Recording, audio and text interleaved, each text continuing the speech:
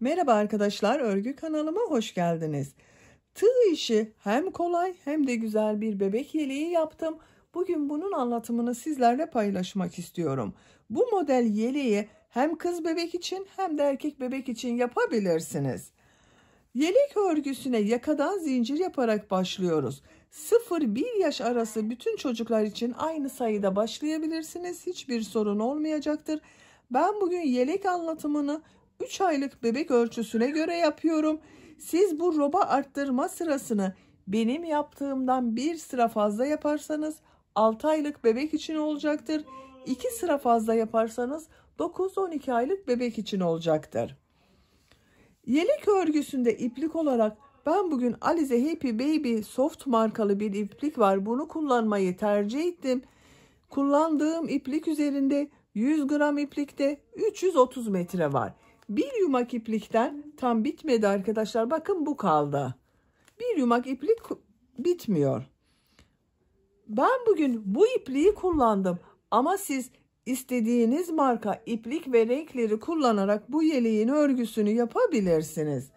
Tığ olarak da elimin sıklığına, ipliğin kalınlığına uygun olarak 5 numara 3 milimetre tığ kullandım. Siz daha küçük numaralı tığ kullanırsanız benimle aynı sayıda yaptığınız zaman sizin yaptığınız yelek yeni doğan bebek için olacaktır. 3,5-4,5 milimetre tığ kullanırsanız da sizin yaptığınız ölçü daha büyük bebekler için olacaktır. Ben bugün 3 aylık bebek için yapıyorum dedim. Bu ölçüde yaptım. Siz farklı ölçülerde yapmak isterseniz standart bebek ölçü tablosunu ben hazırladım. Bu videonun açıklama bölümüne ekliyorum.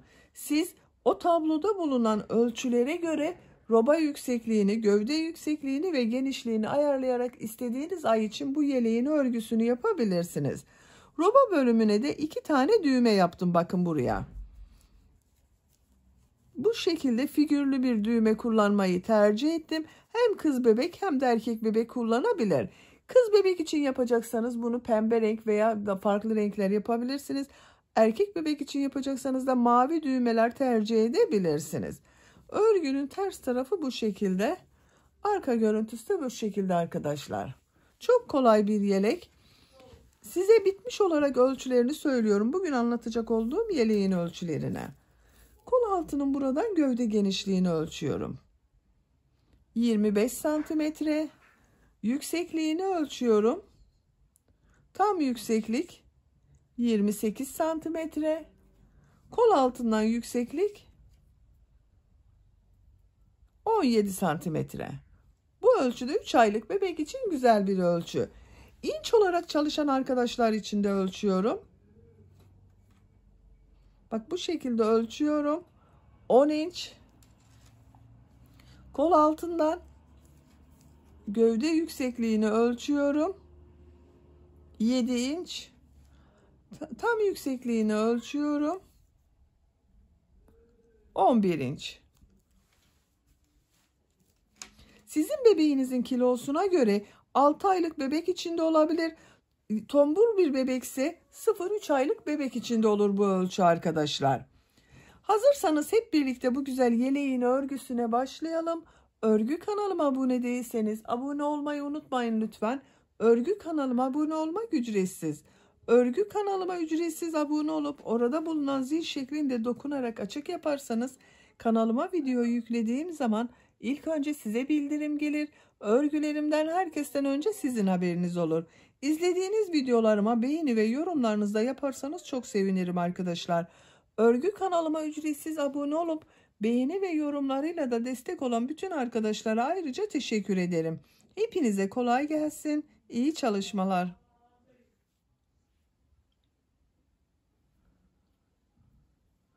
Örgüye yakadan zincir yaparak başlıyoruz. Zincir yapabilmek için ilk ilmeği ben bu şekilde yapıyorum. Size nasıl kolay geliyorsa ilk ilmeği öyle yapabilirsiniz. Zincirleri yapmaya başlıyorum. Çok sıkı olmayan zincirler yapıyorum. Bu zincirler üzerine bir sonraki sırada trabzanlar yapacağız. Bakın sıkı değil arkadaşlar zincirim. 75 zincir yapalım. 75 zinciri yaptım. Çok sıkı olmayan zincirler yaptım bakın. 75 zincirin kaç santimetre olduğunu ölçüyorum.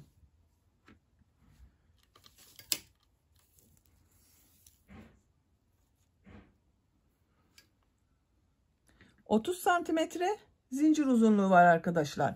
İnç olarak da ölçüyorum. İnç ölçüsünü inç ile çalışan arkadaşlar için ölçüyorum. 12 inç. Bakın. Bu zincirler üzerine trabzanlar yapacağız. Tığ üzerine iplik alıyorum. 3 ilmek atlıyorum. 1, 2, 3, 4. ilmek içine trabzan yapıyorum. Bir sıra trabzan sırası yapıyoruz. Her zincir üzerine bir trabzan yapıyorum. Bakın bu 3 ilmek atladığımda bir trabzan olacak.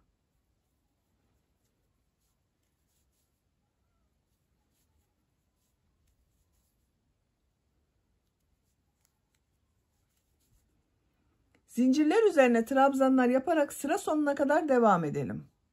Zincirler üzerine trabzanlar yaparak sıra sonuna kadar tamamladım. Bu bir sıra üzerinde 72 trabzan var arkadaşlar. Bu sırada yaka ayrımlarını yapacağız.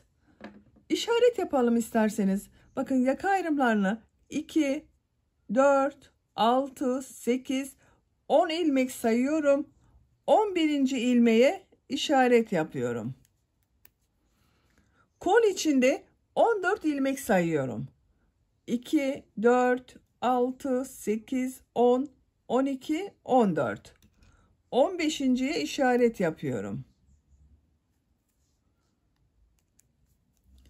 Arka bölüm ön bölümün 2 katı oluyor arkadaşlar. Siz ön bölümü kaç ilmek yaptıysanız arka bölüm ön bölümün ikisinin toplamı oluyor.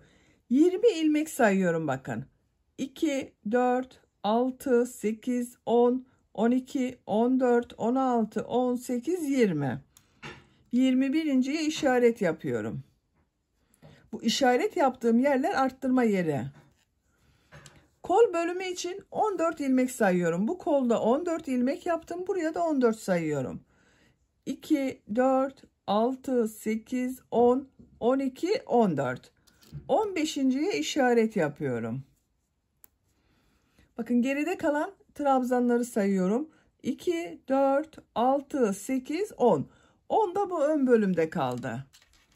Bakın burada yaka ayrımını yaptım. Kol bölümleri için 14 ilmek yaptım. Ön bölümler için 10 trabzan. Arka bölümde ön bölümlerin toplamı 20 trabzan oldu. Bu işaret yaptığım yerlere arttırmaları yapacağız. Siz bunu 1 yaşındaki çocuk için yapıyorsanız 87 zincir ile başlayabilirsiniz. 87 zincir üzerine 84 trabzan yapabilirsiniz. Bu yaka ayrımlarında ön bölüm için 11 trabzan, kol bölümü için 18 trabzan, arka bölüm için 22 trabzan, kol bölümü için 18 trabzan, ön bölüm için de yine 11 trabzan olarak yapabilirsiniz. İkinci sıradayım. İkinci sırada trabzanlar üzerine trabzanlar yapacağız. Bu işaret yaptığım yerlere arttırma yapıyorum. Bir zincir yapıyorum. Örgüyü çeviriyorum. İlk ilmek üzerine trabzan yapıyorum. Bakın bu bir zincir trabzan olmuyor arkadaşlar. Yaptığım bu bir trabzan. Diğer ilmeklere trabzan yaparak devam ediyorum. Sayalım isterseniz. 1, 2, 3, 4, 5, 6, 7, 8, 9, 10.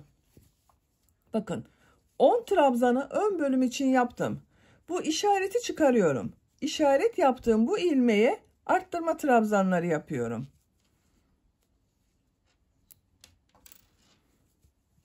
Bakın bu ilmek üzerine 3 trabzan yapıyorum. 1, 2, 3. Bir sonraki sırada arttırmayı bu ortada bulunan ilmeğe yapacağız arkadaşlar. İşaret yapalım isterseniz. Bakın Bu 3 trabzan yaptığımın ortada bulunan ilmeğe işaret takıyorum. Diğer ilmeklere birer defa trabzan yapıyorum. Kolda yaptığımız trabzanları sayıyorum. 1 2 3 4 5 6 7 8 9 10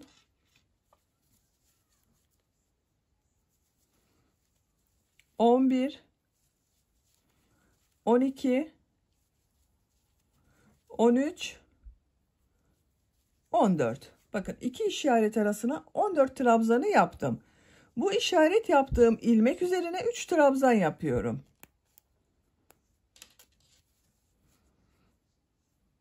Bakın aynı ilmeğe yapıyorum arkadaşlar 3 trabzanı. 1 2 3. Bir sonraki sırada bu ortada bulunan ilmek üzerine arttırma trabzanı yapacağız. Bakın ona işaret yapıyorum. 3 trabzanın ortada bulunan ilmeğe yaptım işareti. Arka bölümde bulunan ilmekler üzerine trabzan yapıyorum. 1 2 3 4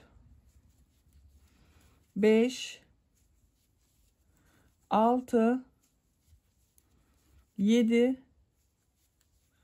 8 9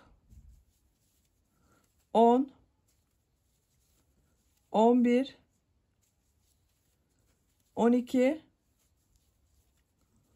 13 14 15 16 17 18 19 20. İşaret yaptığım ilmeğe geldim. Bu ilmek üzerine 3 trabzan yapıyorum. 1 2 3. Bakın 3 trabzanı yaptım. 3 trabzanın ortada bulunan ilmeğe bir sonraki sırada yapacağım arttırma için işaret yapıyorum. Burada bulunan ilmekler üzerine trabzan yaparak devam ediyorum. 1 2 3 4 5 6 7 8 9 10 11 12 13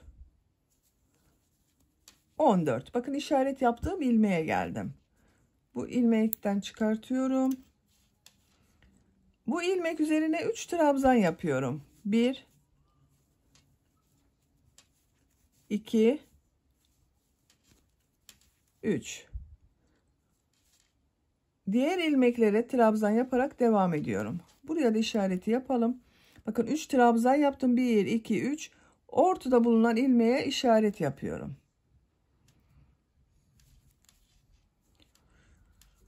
1 2 3 4 5 6 7 8 9. Bakın 10. trabzanı bu 3 ilmek atlayarak yaptığım trabzan vardı. Bu son zincirin üzerine, bakın burada bulunan zincir üzerine trabzan yapıyorum.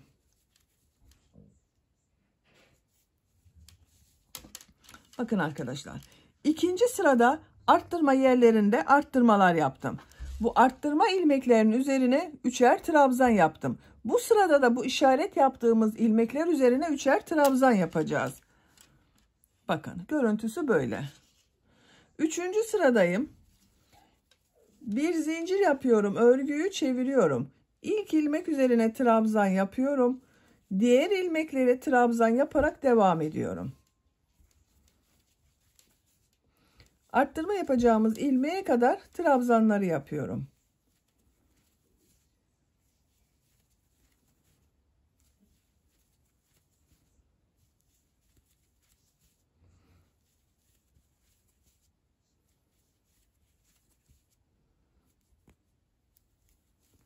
Bakın arttırma yapacağım ilmeğe kadar trabzanı yaptım.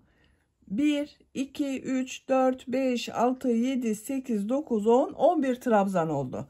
Bu arttırma yerine 3 trabzan yapıyorum. Bakın bunun üzerine 3 trabzan. 1, 2, 3. Ortada bulunan ilmeğe yine işaret yapıyorum. Bir sonraki sırada bunun üzerine arttırma trabzanı yapacağız. Diğer ilmeklere birer defa trabzan yapıyorum. Bu arttırma yerine kadar devam edelim. Arttırma yapacağım, bakın işaret yaptığım yere kadar trabzanları yaptım. Bu işaret yaptığım ilmek üzerine 3 trabzan yapıyorum. 1, 2, 3. İşaret takıyorum tekrar arkadaşlar. Bu yaptığımız işaretler bir sonraki sırada. Diğer ilmeklere trabzan yaparak devam ediyorum. Arttırma yerine kadar devam edelim. Arttırma işaretine kadar bakın trabzanları yaptım. Bu işaret yaptığım ilmek üzerine yine 3 trabzan yapıyorum.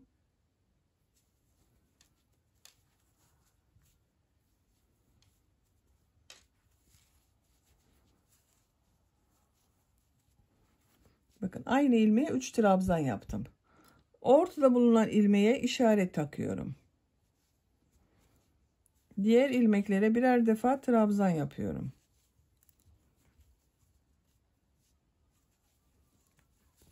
Diğer arttırma yerine kadar devam edelim. Diğer işaret yaptığım arttırma yerine kadar bakın trabzanları yaptım. Bu ilmek üzerine de 3 trabzan yapıyorum. 1, 2, 3. Ortada bulunan ilmeğe yine işaret yapıyorum. Arkadaşlar sizin elinizde böyle işaret iğneleri yoksa ip de takabilirsiniz. Bakın şu şekilde iplik de takabilirsiniz.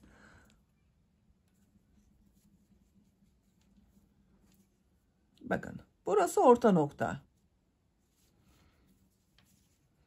Diğer ilmekler üzerine birer defa trabzan yapıyorum. Sıra sonuna kadar trabzanlar yapıyorum. Benim elim alıştığı için işaret iğneleri takmadan yapıyorum arkadaşlar. Takılan, yani bu iş arttırma yapacağımız ilmekte şaşıran arkadaşlar olur diye ben işaretli gösteriyorum.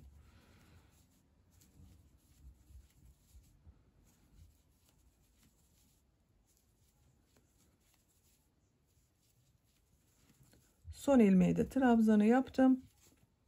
Bakın 3. sırada yine bu ortada bulunan ilmekler üzerinden arttırmaları yaptık. 4. sıradayız. Bir zincir yapıyorum, örgüyü çeviriyorum. İlk ilmek üzerine trabzan yapıyorum. Diğer ilmekleri de trabzan yaparak devam ediyorum. İşaret yaptığım bu ilmeğe kadar devam edelim. İşaret yaptığım ilmeğe kadar trabzanları yaptım. Bakın bu iplik ile işaret yaptığım ilmeğe de 3 trabzan yapıyorum. 1, 2, 3.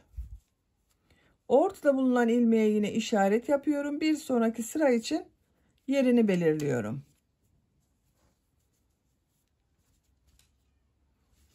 Diğer ilmekler üzerine trabzanlar yapıyorum. Trabzanlar üzerine trabzanlar yapalım. Bu arttırma işareti yaptığımız yerlerde 3'er trabzan yapacağız arkadaşlar. Sıra sonuna kadar devam edelim. Bir zincir yapıp geriye dönelim.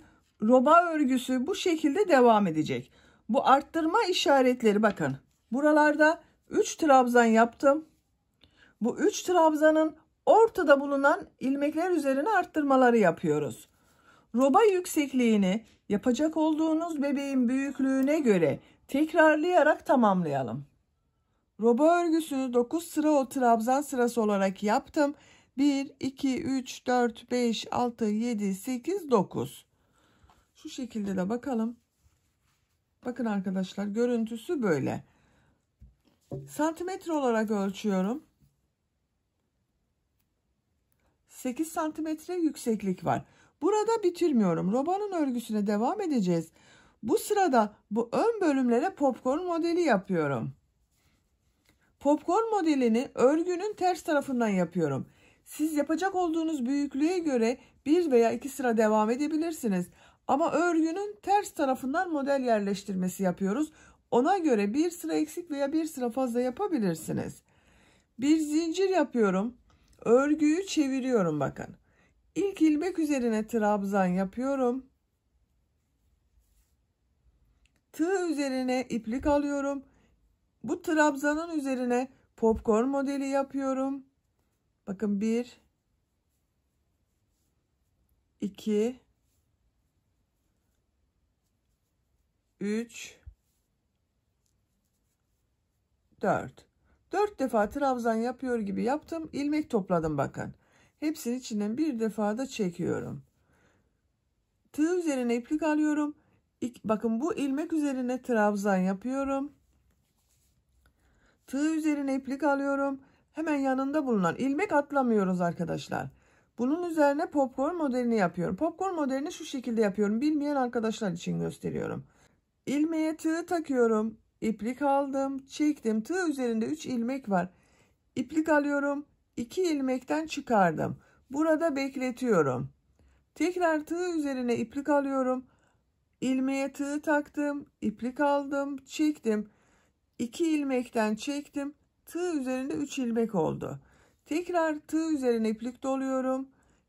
Bakın ilmeğe tığ taktım, iplik aldım. 2 ilmekten çektim. Tığ üzerinde 4 ilmek oldu. Tekrar tığ üzerine iplik doluyorum. İlmek aldım, çektim. 2 ilmekten çıkarıyorum. Tığ üzerinde 2, 4, 5 ilmek var. Hepsinin içinden bir defa da çekiyorum. Tığ üzerine iplik alıyorum. İlmek üzerine trabzan yapıyorum. Bir popcorn modeli yapıyoruz, bir trabzan yapıyoruz. Elimi takip ederseniz daha iyi anlaşılır.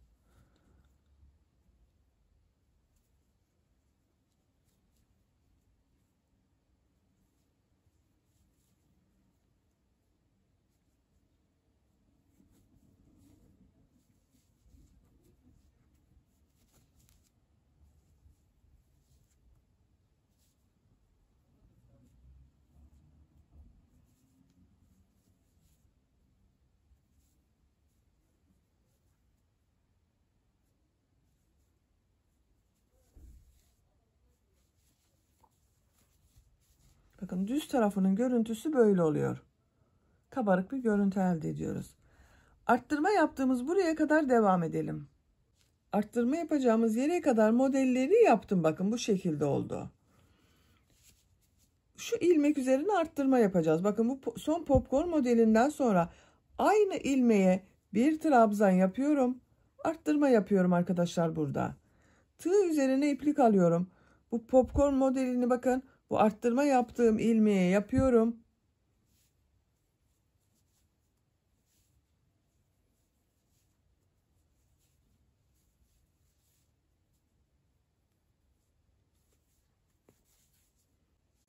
Popcorn modelinden sonra bakın. Bu arttırma yerine 3 trabzan yapıyorum.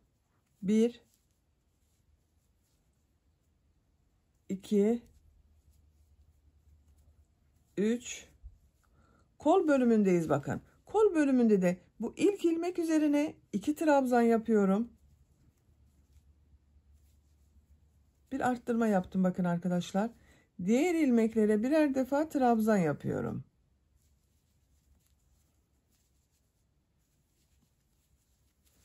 Arttırma yapacağımız buraya kadar devam edelim.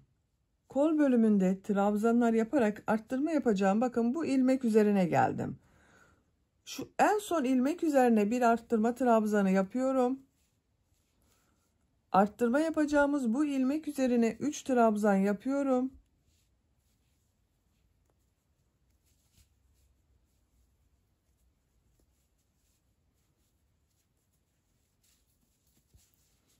Bakın buraya arka bölümün bu ilk trabzanı, bunun üzerine 2 trabzan yapıyorum. Diğer ilmeklere birer defa trabzan yapıyorum.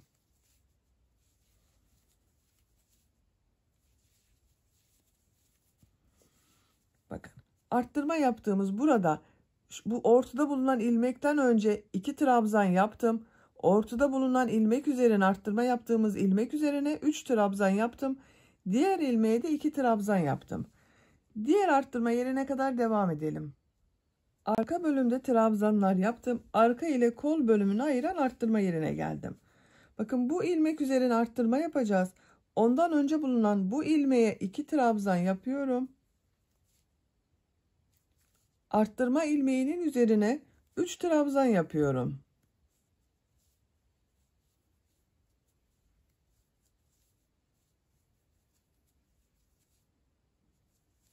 Bu ilmek üzerine 2 trabzan yapıyorum. Diğer ilmeklere birer defa trabzan yapıyorum. Buraya kadar devam edelim. Kol bölümünde trabzanları yaparak bakın arttırma yapacağımız ilmeğe kadar geldim. Bunun üzerine arttırma trabzanı yapıyoruz arkadaşlar. Ondan önce bulunan ilmek üzerine 2 trabzan yapıyorum burada da.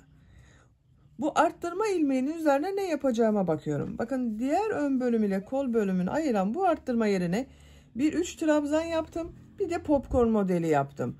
Burada da aynısını yapıyorum. Tığ üzerine iplik alıyorum. 3 trabzan yapıyorum. Bakın bu arttırma yerine. 1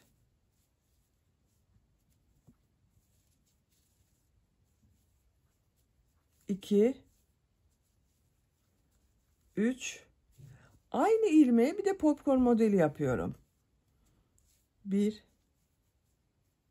2 3 4 defa trabzan yapıyor gibi yaptım. Hepsi içinden bir defa da çekiyorum.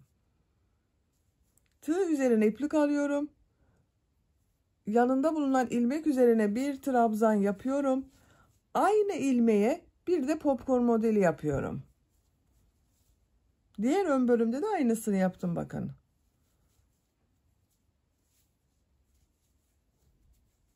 Hepsini içinden çektim. Yanında bulunan ilmeğe trabzan yapıyorum. Diğer ilmeğe popcorn modeli yapıyorum.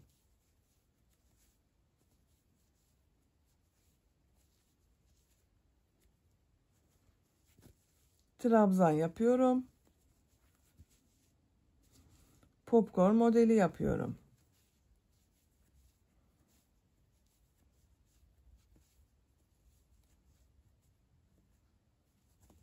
Trabzan yapıyorum. Bir trabzan, bir popcorn modeli yapıyoruz. Sıra sonuna kadar devam edelim. Sıra sonuna kadar tamamladım. Son ilmek üzerine de bir trabzan yapıyorum. Bakın arkadaşlar. Bir model, bir trabzan, bir model, bir trabzan yaptım bu ön bölümde de. Ön bölüme kaç model yaptığımı sayıyorum. 1, 2, 3, 4, 5, 6, 7, 8, 9, 10. Diğer ön bölümde de 10 model yaptım. 1, 2, 3, 4, 5, 6, 7, 8, 9, 10. Eşit oldu bakın. 10 sıra roba yaptık. Bu sıradan itibaren kol bölümünü gövde bölümünden ayırıyorum. Örgüye artık gövdenin örgüsüyle devam edeceğiz.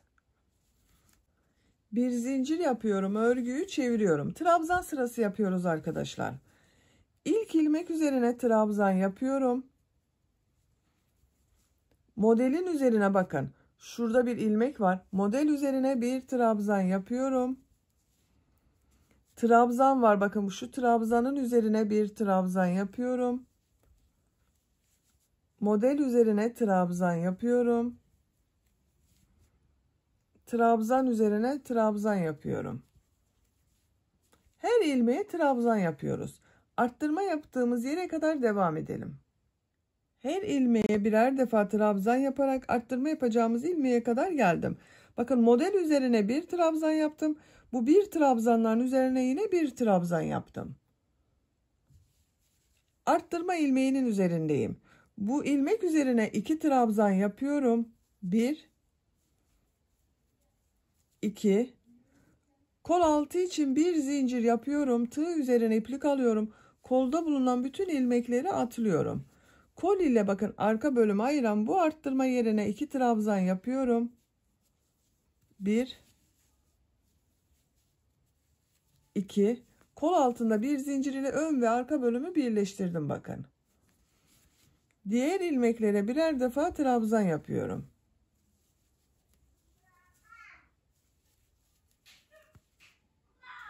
Diğer arttırma yerine kadar devam edelim. Arttırma yapacağım yere kadar arka bölümde trabzanları yaptım. Bu arttırma yerine arka bölüm için 2 trabzan yapıyorum. 1 2 kol altı için bir zincir yapıyorum. Çok sıkı yapmayalım bu zinciri arkadaşlar. Tığ üzerine iplik alıyorum. Kolda bulunan bütün ilmekleri atlıyorum. Burada yaptığım bakın 3 trabzan vardı arttırma yerine. Ortada bulunan ilmek üzerine 2 trabzan yapıyorum ön bölüm için. 1 2 diğer ilmeklere birer defa trabzan yapıyorum. Bakın model üzerine bir trabzan yapıyorum. Bu trabzan üzerine bir trabzan yapıyorum. Sıra sonuna kadar devam edelim. Sıra sonuna kadar tamamladım. Son ilmek üzerine de trabzan yapıyorum. Bu sırada bakın kol bölümünü gövde bölümünden ayırdık. Ön ve arka bölümü birleştirdik. Artık örgü bu gövde bölümüyle devam edecek arkadaşlar. Bir zincir yapıyorum. Örgüyü çeviriyorum. İlk ilmek üzerine trabzan yapıyorum. Trabzan sırası yapıyoruz yine. Diğer ilmekleri de trabzan yaparak devam ediyorum. Kol altı yaptığımız buraya kadar devam edelim. Kol altına kadar trabzanları yaparak tamamladım. Bu kol altında bir zincir yapmıştım. Bakın bir önceki sırada bu bir zincirin üzerine 3 trabzan yapıyorum. 1 2 3 aynı ilmeğe bakın zincir üzerine 3 trabzan yaptım. Diğer ilmekler üzerine birer defa trabzan yapıyorum.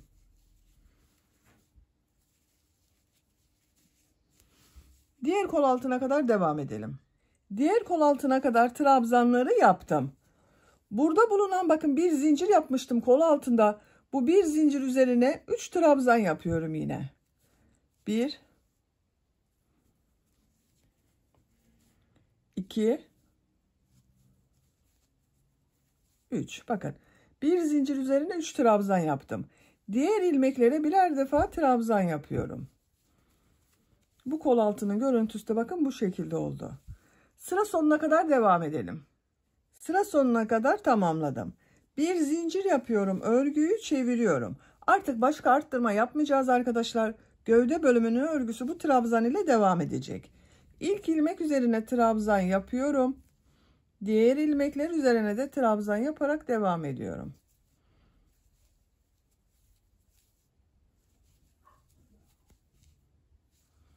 Sıra sonuna kadar devam edelim. Her ilmeğe birer defa trabzan yaparak sıra sonuna kadar tamamladım. Bakın kol altında da yine her ilmeğe bir trabzan yaptım. Arttırma yapmadım bu sırada.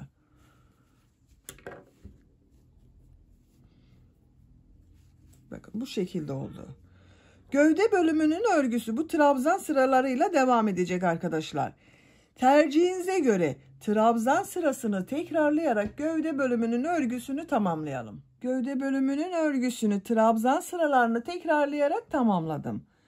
Kaç sıra trabzan sırası yaptığımı sayıyorum arkadaşlar. Bakın bu modelden sonra olan sıraları sayıyorum.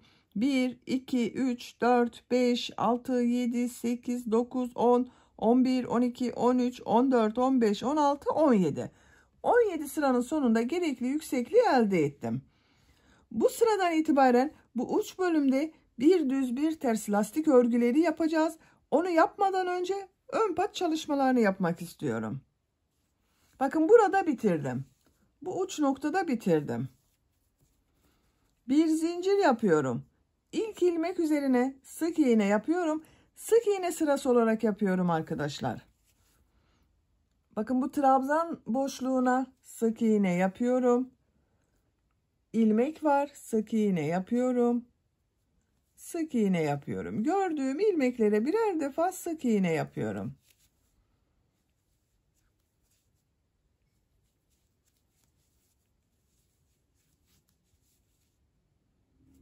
Sık iğneler yaparak yaka başlangıcına kadar devam edelim.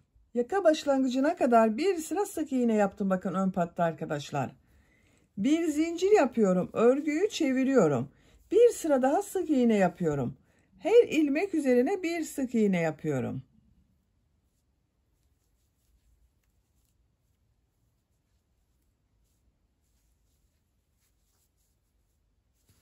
Sıra sonuna kadar devam edelim. Sıra sonuna kadar ikinci sırada da sık iğneleri yaptım. İpliği burada kesiyorum.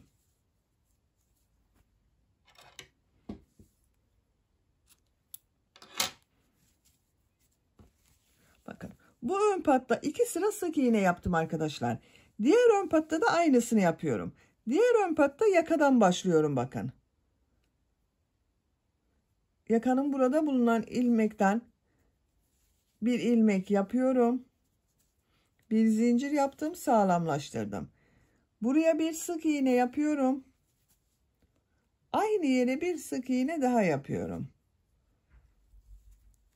Diğer tarafta olduğu gibi her ilmeğe bir sık iğne yapıyorum bakın.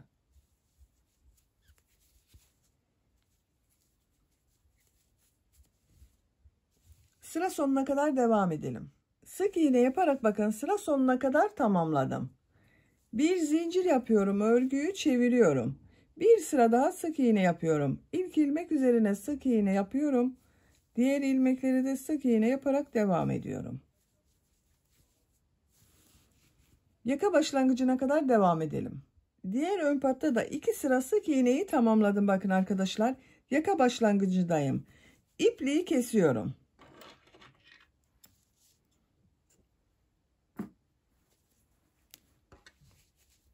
Bakın ön patlara 2 sıra sık iğne yaptım. Şimdi bu uç bölümde bir düz bir ters örgüler yapacağız. Örgünün gelişine bakıyorum. Bu son sırada düz tarafını yapmışım. Örgünün ters tarafından yapıyorum. Bu en son ilmekten bir ilmek yapıyorum.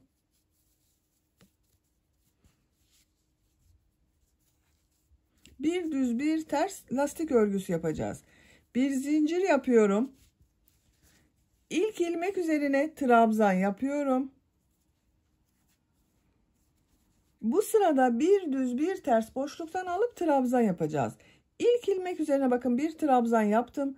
Tığ üzerine iplik alıyorum. Bu bakın sık iğne yaptığım bir ilmek var. Bunu boşluktan alıyorum. Trabzan yapıyorum. Tığ üzerine iplik alıyorum. Bakın bu trabzanı ters taraftan şu şekilde boşluktan alıyorum. Trabzan yapıyorum. Bu trabzanı düz taraftan boşluktan alıyorum. Trabzan yapıyorum. Ters taraftan boşluktan alıyorum. Trabzan yapıyorum. Bir düz bir ters boşluktan alarak trabzan yapıyoruz.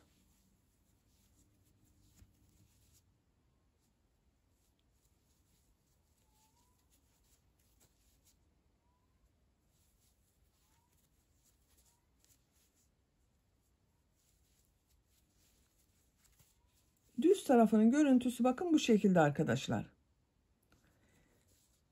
Trabzanları bir düz bir ters boşluktan alıp trabzan yaparak sıra sonuna kadar devam edelim. Sıra sonuna kadar bir düz bir ters boşluktan aldım, trabzan yaptım arkadaşlar bakın.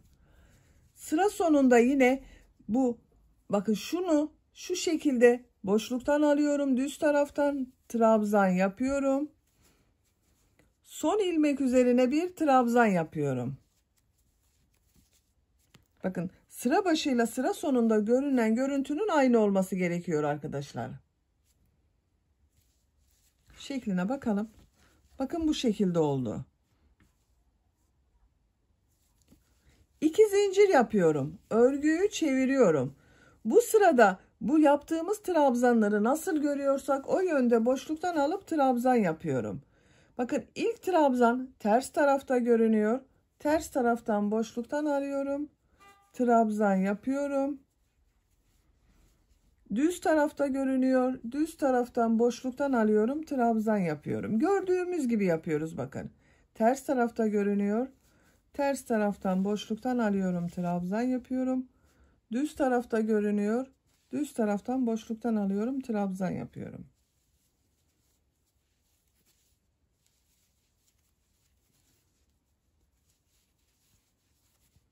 Görüntüsü böyle bakın. Bu trabzanları nasıl görüyorsan o yönde boşluktan alıp trabzan yaparak sıra sonuna kadar devam edelim. Trabzanları nasıl görüyorsam o şekilde boşluktan aldım, trabzan yaptım, sıra sonuna kadar tamamladım. Sıra sonunda bakın en son trabzanı ters taraftan boşluktan aldım, trabzan yaptım. Bu ilk trabzanın yani son trabzanın üzerine bir trabzan yapıyorum. Bakın arkadaşlar. Bu sıra benim için yeterli. Siz daha büyük çocuklar için yapıyorsanız bir sıra fazladan bu bir düz bir ters örgüleri yapabilirsiniz. Benim için bakın 3 sıra görünüyor. Bir sıra trabzan sırası vardı. 1, 2, 3 sıra. Bu yeterli. Şimdi bu ön pat çevresinden pıtırcık modelleri yapıyorum. Şu ilmeğe bakın sık iğne yapıyorum. 2 zincir yapıyorum. Aynı yere sık iğne yapıyorum. Bir ilmeği atlıyorum. İkinci ilmeğe bir sık iğne, 2 zincir, bir sık iğne yapıyorum. Bir ilmek atlıyorum. İkinci ilmeğe bakın sık iğnenin üzerine bir sık iğne, 2 zincir, bir sık iğne yapıyorum.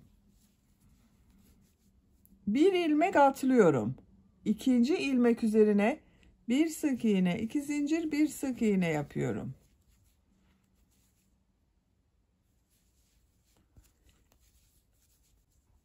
Bakın minik pıtırcıklar yapıyoruz.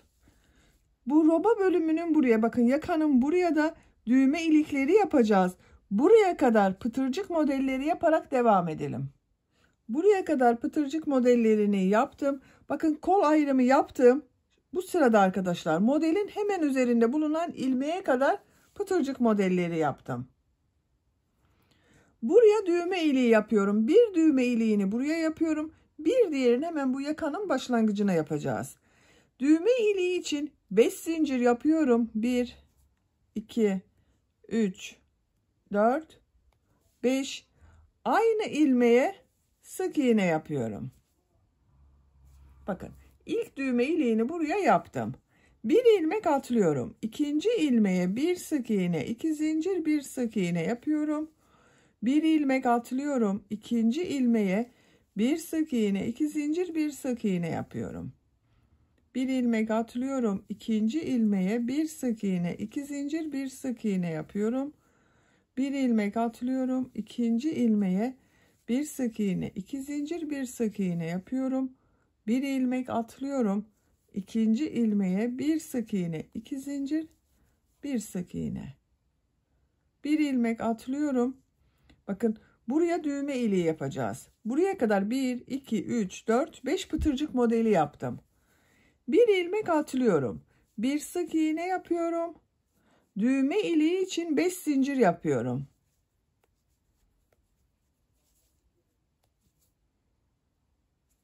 Aynı ilmeğe sık iğne yapıyorum. Bakın ikinci düğme iliğini de buraya yaptık. 2 düğme iliği oldu arkadaşlar. Bu son ilmek üzerine sık iğne yapıyorum. Bakın düğme iliğini bu pata yaptım. Diğer patada bunun gibi pıtırcık modelleri yapacağız. Oraya geçmek için Yaka çevresinde ben sık iğne yapıyorum. Siz isterseniz bu şekilde pıtırcık modelleri yapabilirsiniz. Ama ben küçük bir bebeğe yaptığım için boynunu rahatsız etsin istemiyorum. Onun için sık iğne yapıyorum. Bakın bu aynı ilmek içine bir sık iğne yapıyorum. Yakada dönüş yapıyorum. İlmek üzerine sık iğne yapıyorum. Burada bulunan bakın yaka başlangıcında yaptığımız zincirler üzerine sık iğne yapıyorum. Her ilmek üzerine bir sık iğne yapıyorum. Bu ipliğin ucunda bakın içeride tutuyorum.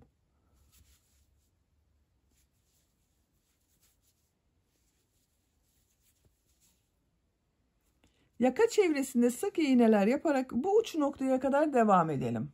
Yaka çevresinde sık iğneler yaparak bakın diğer uç noktaya kadar tamamladım. Görüntüsü böyle oldu.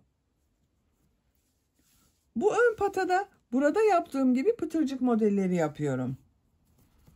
Son ilmeğe sık iğne yaptım. Aynı ilmeğe bakın dönerek sık iğne yapıyorum. 2 zincir yapıyorum. Aynı ilmeğe sık iğne yapıyorum. Pıtırcık modeli yaptım. Bir ilmek atlıyorum. İkinci ilmeğe bir sık iğne, 2 zincir, bir sık iğne yapıyorum. Bakın yine ipliğin ucunda içeride tutuyorum arkadaşlar. Bir ilmek atlıyorum. İkinci ilmeğe bir sık iğne, 2 zincir, bir sık iğne yapıyorum.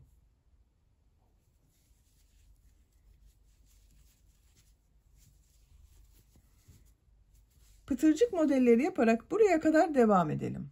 Pıtırcık modellerini yaparak sıra sonuna kadar tamamladım. En son yaptığım bakın ilmeği burada bulunan bu ilk ilmek ile ilmek kaydırma yaparak birleştiriyorum. İpliği kesiyorum.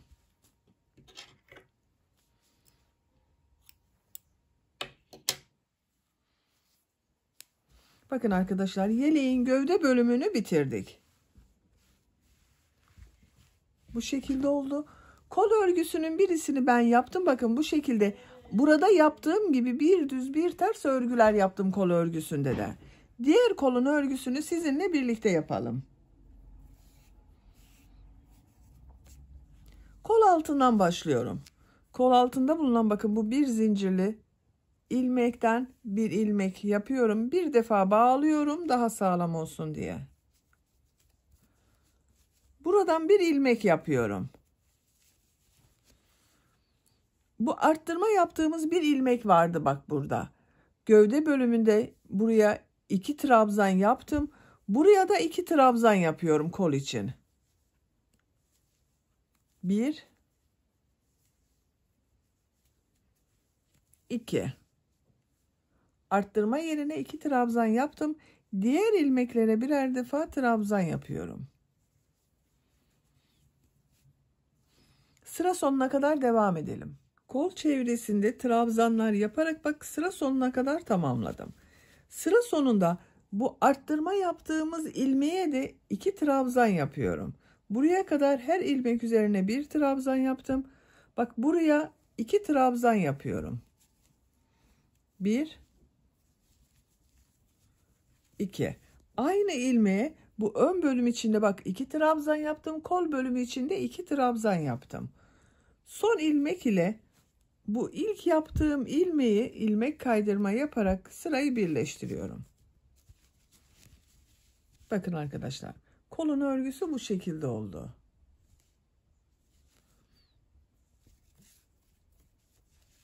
İki zincir yapıyorum. Bu sırada bu trabzanları bir düz bir ters boşluktan alarak trabzan yapacağız. Burada yaptığımız gibi. Bu ilk ilmek bak bu 2 arttırma duruyor. Bunlar duruyor arkadaşlar. Şu ilmeği boşluktan alıyorum. Trabzan yapıyorum. Bu arttırma yaptığım ilk trabzanı ters taraftan boşluktan alıyorum. Trabzan yapıyorum. Düz taraftan boşluktan alıyorum. Trabzan yapıyorum. Ters taraftan boşluktan alıyorum. Trabzan yapıyorum. Bir düz bir ters boşluklardan alarak trabzan yapıyorum.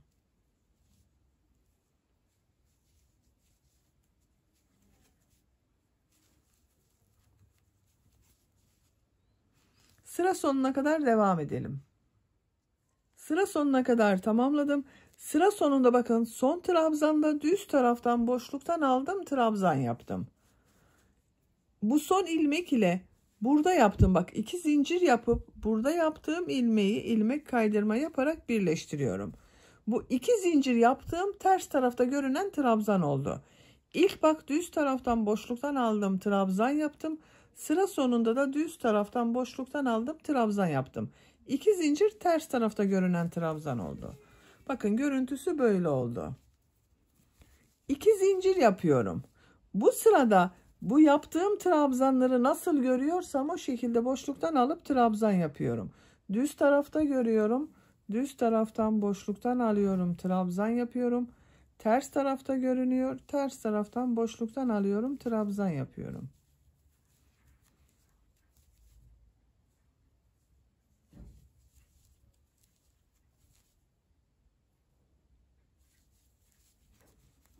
Sıra sonuna kadar devam edelim. Sıra sonuna kadar tamamladım. Son ilmek ile burada yaptığım bak bu ilk ilmeği ilmek kaydırma yaparak birleştiriyorum. İpliği kesiyorum.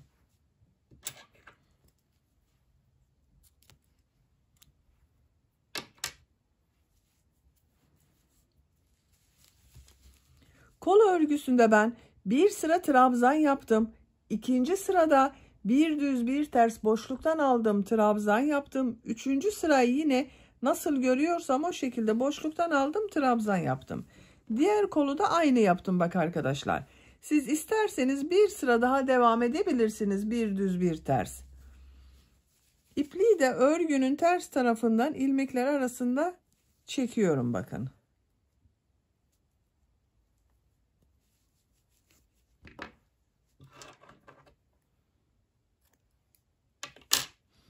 Böylece yeleğin örgüsünü tamamladım. Düğme diktim ben bakın arkadaşlar. Bu şekilde ahşap figürlü 2 düğme dikmeyi tercih ettim. Siz tercihinize göre istediğiniz gibi düğme dikebilirsiniz. Sade beyaz renk dikebilirsiniz. Kız bebek için yapıyorsanız kız bebek renklerinden düğmeler dikebilirsiniz. Beyaz olduğu için her düğme uyumlu olacaktır. Bak burada yaptığım bu düğme iliklerine takıyorum düğmeleri.